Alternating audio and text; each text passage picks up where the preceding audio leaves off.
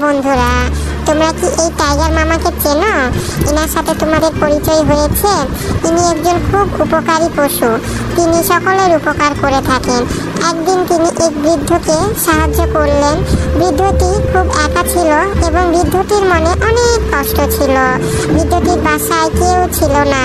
বৃদ্ধ মহিলাটির বাসায় ছেলে মেয়ে তার স্বামী সকলে তাকে ছেড়ে চলে গিয়েছে।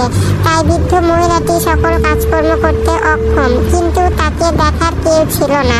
বাঘ মামা তাকে সবসময় সাহায্য সহযোগিতা করত, শপিং করতে নিয়ে যেত, এমনকি অসুস্থ হলে হাসপাতালে নিয়ে গিয়েও তাকে সেবা দিত।